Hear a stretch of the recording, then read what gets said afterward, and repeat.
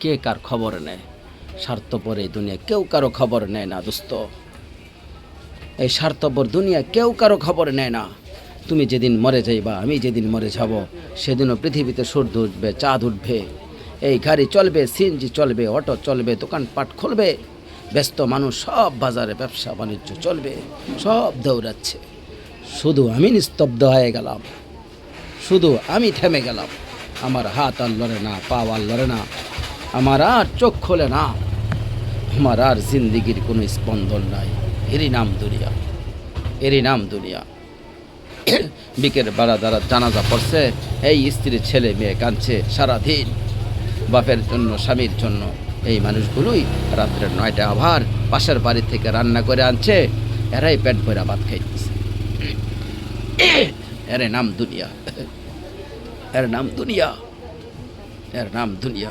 এই মানুষগুলোতে একদিন উপাস থাকলো না, আপন সন্তান, আপন স্ত্রী, তাহলে ধোকার এই দুনিয়ায় কার জন্য সাজায় গেলেন? কার জন্য বলেন? বলেন কার জন্য সাজে গেল? ইয়ালামুনা যাহিরাম মিনাল হায়াতিদ দুনিয়া ওহুম আনিল আখিরাতি হুম গাফিলুন।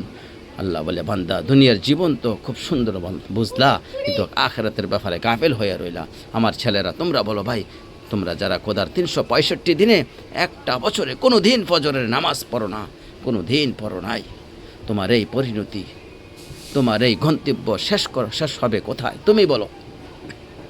ইনসাফের সাথে তোমার বিবেককে, প্রিয় বন্ধু, 1 মিনিটের জন্য তোমার বিবেককে বলো, তুমি বলো, সারাদিন যে উলঙ্গ ছবি দেখলা, সারা রাত যে নর্তকীর ছবি দেখলা, এরপরে গন্তব্য তোমার কোথায়?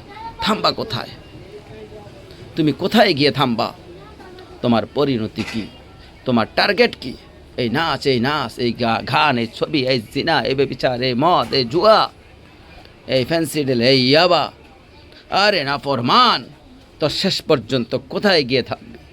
তোর একটা জানোয়ার ছাড়া, একটা কুকুর বিড়াল ছাড়া, একটা হাইওয়ান ছাড়া আর কিচ্ছু জানাবে না। তোরে একটা নর পশু বানাই দিবে।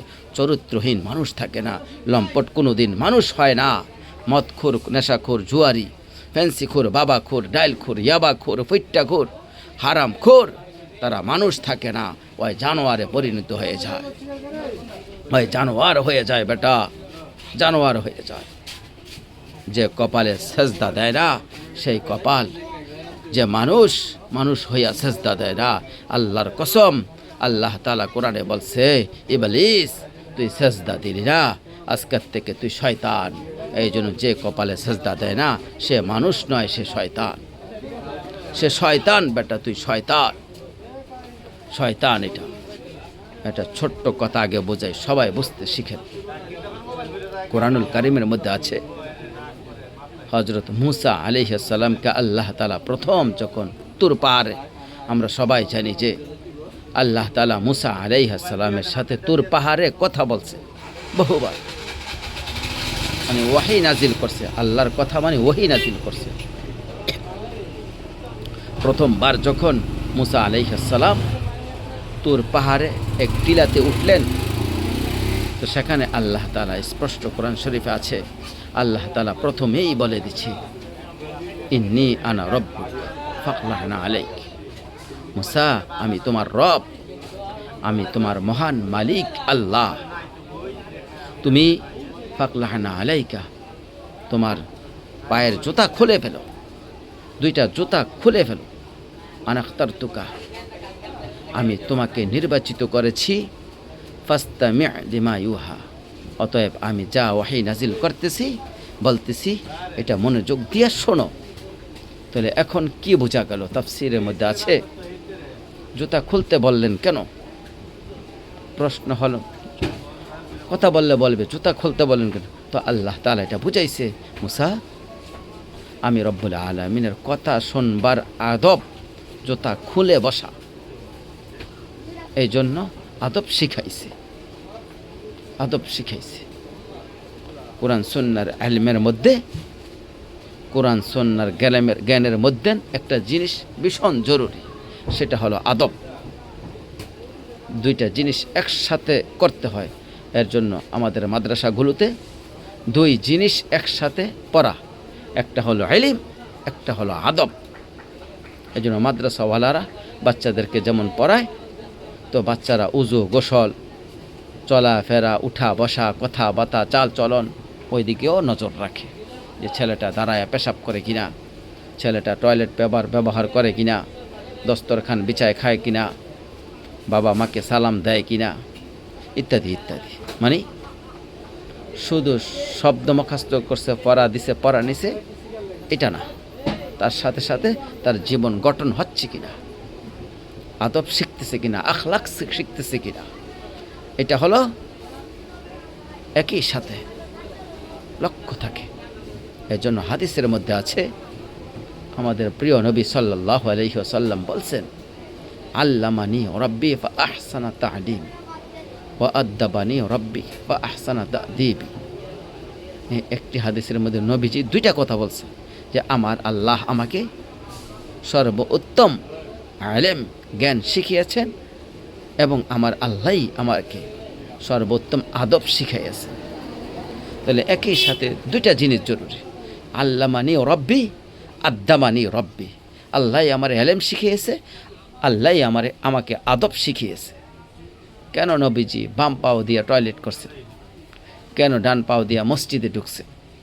মনে করেন এই যে প্রতিটা নড়া চড়া, হাত্তাল হারকাত আসাকানাত, নবীজির প্রতিটি স্থিরতা, প্রতিটা নড়া চড়া সবটাই আল্লাহ তাআলার ফয়সালায় হয়েছে, আল্লাহ তাআলার পক্ষ থেকে নির্ধারণ হয়েছে। তিনি সাহাবীদের সাথে পরামর্শ করছে, অথবা নিজে নিজে ভাবছে যে কেমনে শুইলে ভালো হয়, কেমনে হাঁটলে ভালো হয়। না না, আল্লাহ তাআলার পক্ষ থেকে নির্ধারণ করে দেওয়া হয়েছে। এই জন্য এই জন্য এটা আল্লাহর কোরআনের বরকতময় মজলিস। এখানে জুতা খুলে আল্লাহর কথা শুনলে বরকত হয়, এটা আদব। সবাই যারা মুসা আলাইহিস সালামের ওই ঘটনাটা জানে, কোরআন শরীফের মধ্যে স্পষ্ট আছে, কখন প্রচণ্ড ঠান্ডা ছিল, ভীষণ ঠান্ডা ছিল, কুয়াশা, নিচে বরফ। মুসা আলাইহিস সালামের স্ত্রী, ওই যে শুআয়ব আলাইহিস সালামের মেয়ে, যাকে তিনি 10 বছর পরে বিয়ে করে আনতেছিলেন, উনি প্রচণ্ড শীতে কাঁপতেছিল। এই সময় মুসা আলাইহিস সালাম একটু আগুনের তালাশে তোর পাহাড়ের ওই টিলার মধ্যে উঠছিল। স্ত্রীকে বলছে, ইন্নী আনাস্তু নারা, আমি একটু আগুন তালাশ করে আনি, যদি আগুনটা আনতে পারি তাহলে আগুনের মধ্যে তোমার শরীরে একটু সেক দাও, তাহলে গরম শীতটা একটু কম লাগবে। শীতকালে আগুন দিলে একটু কম লাগে, তাহলে বোঝা গেলে এত ঠান্ডা, এত প্রচণ্ড শীতে যে কাঁপতেছে। কিন্তু এরপরও আল্লাহ তাআলা বললেন, আগে জুতা খোলো। অথচ এই ঠান্ডার মধ্যে জুতা না খুললে ভালো ছিল, কিন্তু এরপরও আল্লাহর কথা শুনবার আদব, জুতা খুলে শোনা। হাদিসের মধ্যে এই কথা স্পষ্ট আছে, আল্লাহর নবী সাল্লাল্লাহু আলাইহি সাল্লাম কখনোই খাবার জুতা পরিহিত অবস্থায় খাইতেন না, জুতা পায়ে কখনো তিনি খাবার খাইতেন না, বরং জুতা খুলে পেট সোজা রাইখা, মাথা নিচের দিকে নোয়া, দুই হাঁটু উপর দিকে তুলে বিনয়ের সাথে, আদবের সাথে আল্লাহর নবী সাল্লাল্লাহু আলাইহি সাল্লাম খাবার খাইতেন। নবীজি নিজে বলতেন, আকুলু কামা ইয়াকুলুল আবদ, একজন গোলাম তার মনিবের সামনে যেরকম বিনয়ের সাথে খানা খায়, আমি আল্লাহর মহান আল্লাহ পাকের সামনে এভাবে খানা খাই। ভাইয়া, আদব অনেক বড় জিনিস। আল আদাবু খায়রুম কুল, আদব পুরাটাই কল্যাণ। রাসূলুল্লাহ সাল্লাল্লাহু আলাইহি সাল্লাম বলছেন, মা নাহারা ওয়ালিদুন ওয়ালাদাহু মিন মুহলিন মিন আদাবিন কাসার। তোমরা তো বাংলাটা বুঝলা না।